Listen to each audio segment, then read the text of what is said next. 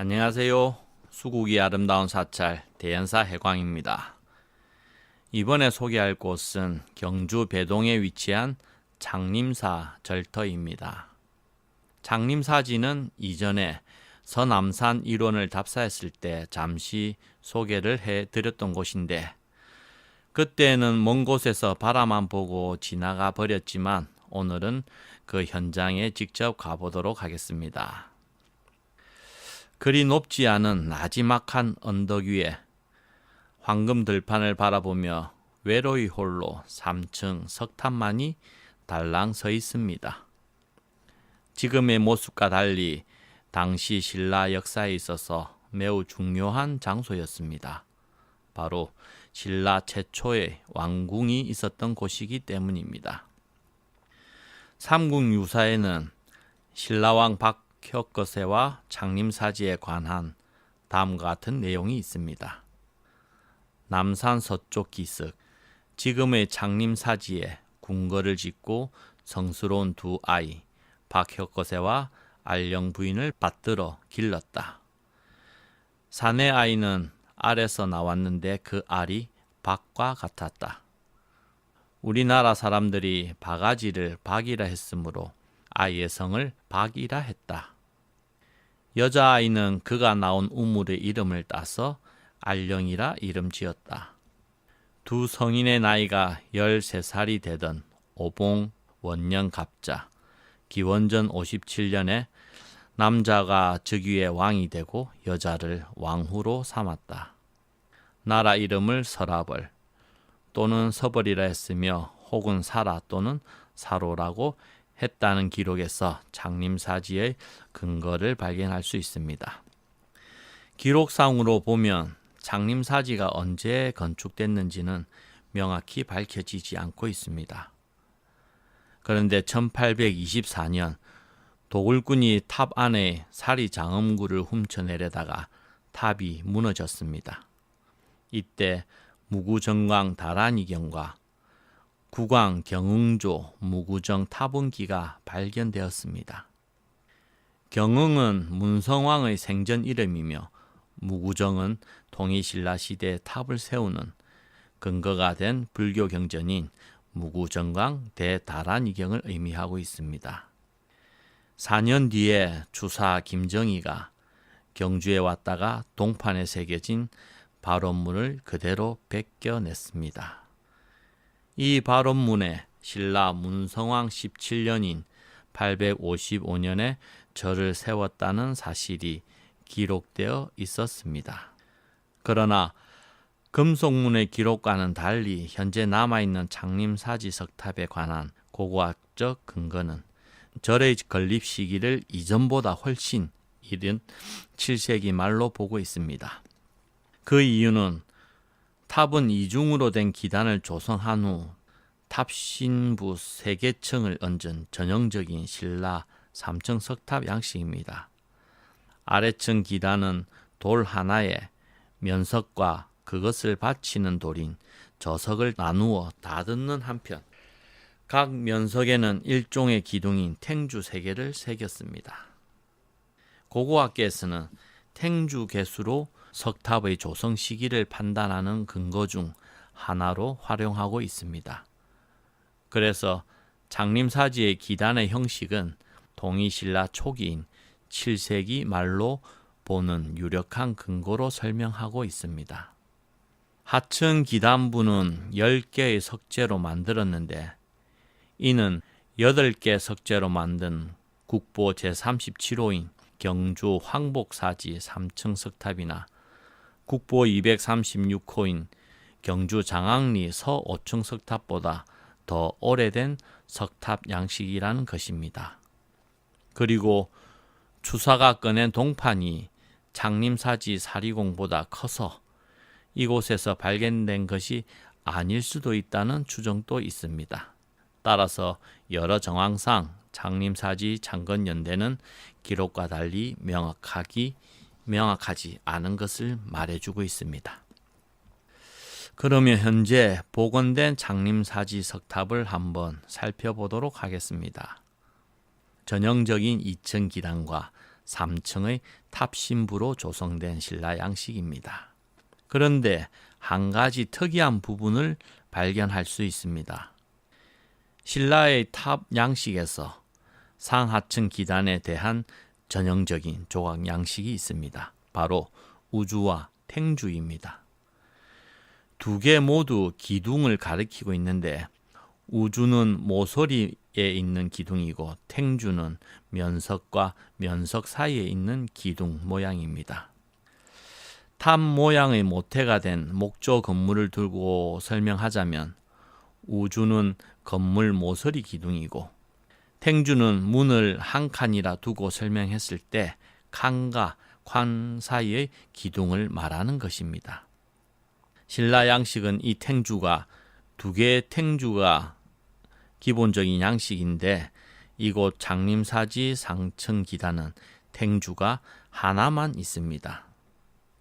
12지신상을 기단에 새긴 원원사지는 두 개의 탱주 사이로 세 면을 두고 각 사각의 사면을 포함한 12개의 면석이 나옵니다. 그래서 12지신상을 조각할 수 있었던 곳인데 비해 이곳은 팔부신중을 조각하기 위해 탱주를 한 개만 두고 한 면에 두 개의 면석을 이용해서 각 사면에 8개의 면석을 만들었습니다. 거기에 8명의 팔부신중을 새겨 넣은 것입니다. 따라서 석공은 의도적으로 기본 양식을 파괴해 가면서까지 팔부신중을 넣었던 것입니다.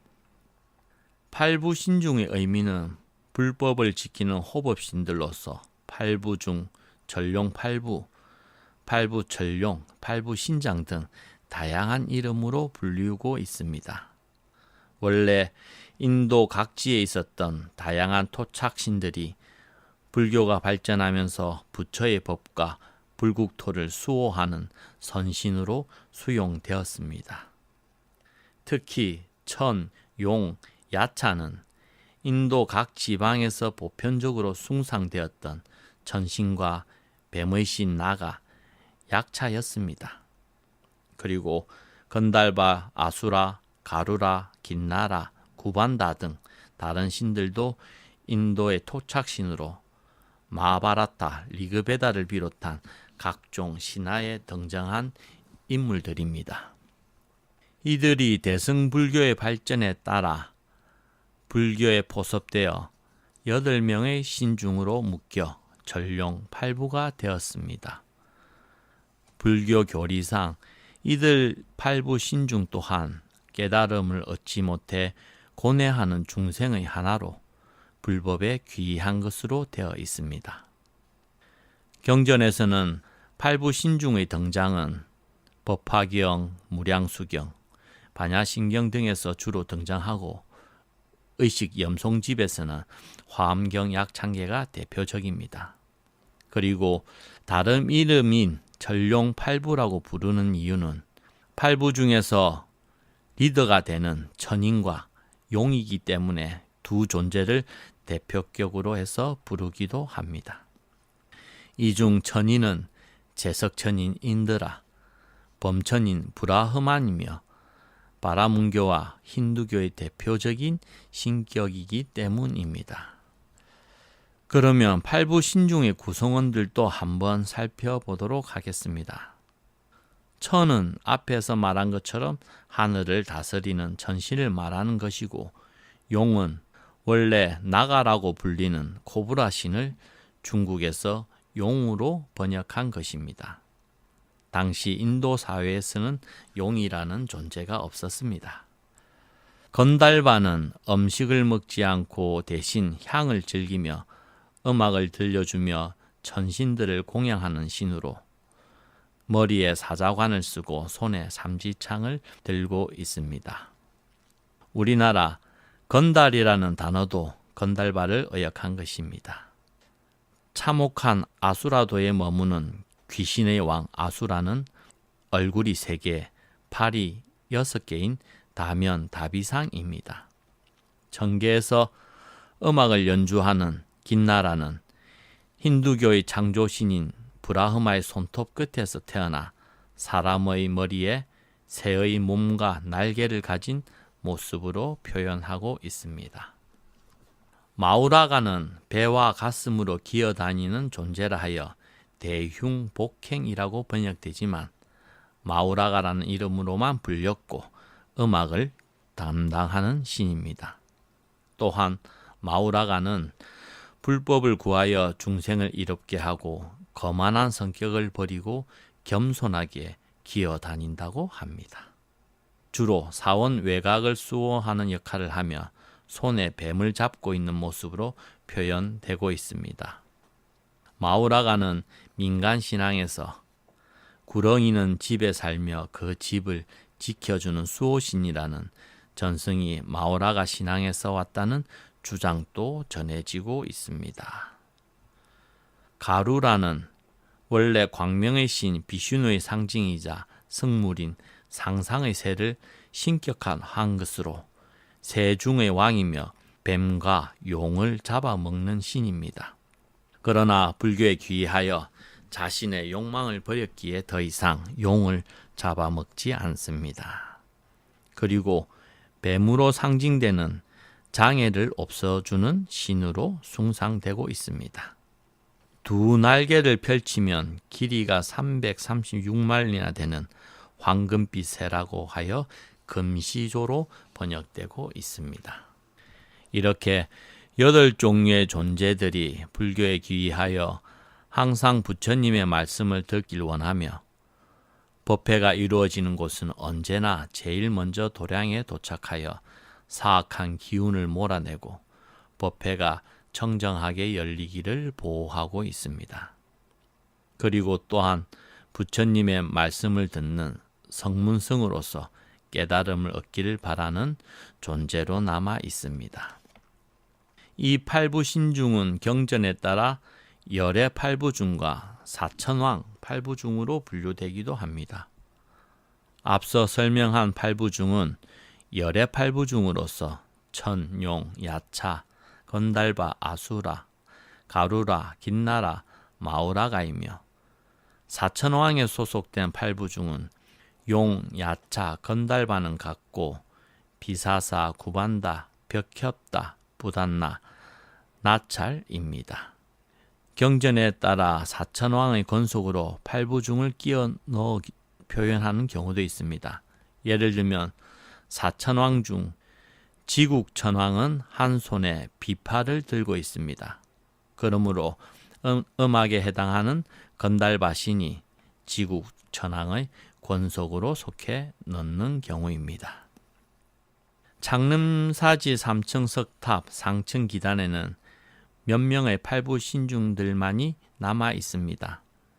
남면에 1구, 서면에 2구, 북면에 1구, 총 4구만 남아 있고 나머지는 발견되지 못한 상태로 새로운 면석으로 복원을 했지만 조각의 우수성을 인정받아 보물 제1867호도 지정됐습니다.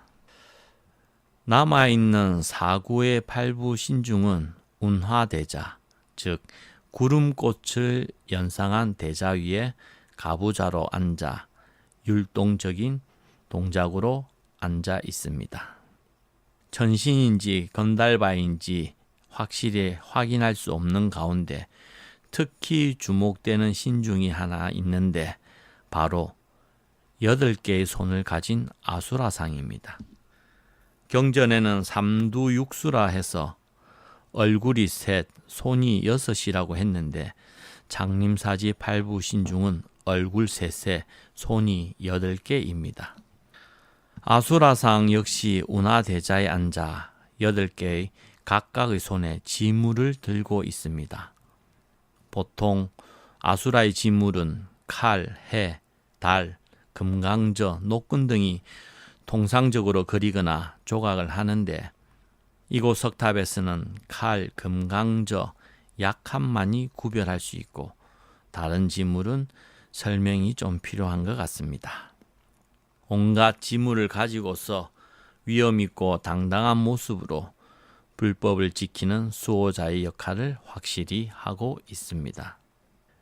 그리고 1층 탑신에는 문과 문고리만이 조각되어 있는데 비록 장흥리 5층 석탑에서 보여준 금강 역사가 지키는 화려한 조각은 빠져 있지만 이 문을 열면 안쪽에 부처님께서 영원토록 존재하고 계시다는 느낌을 확연하게 주는 것 같습니다.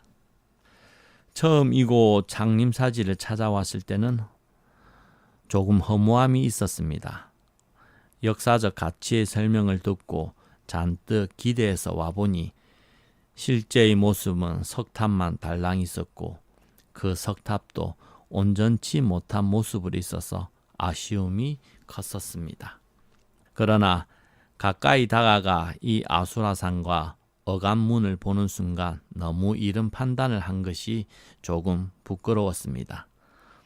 한참 동안 이곳에 머무르면서 시간이 흘러 망산 너머로 해가 떨어질 때 아수라상 주변으로 어둠의 빛이 오고 있지만 결코 음산한 기운은 절대 다가오지 못하는 그런 특별한 공간입니다. 오늘은 신라왕국의 최초의 왕궁이었던 장림사지에 대해 알아보았습니다. 감사합니다. 성불하십시오.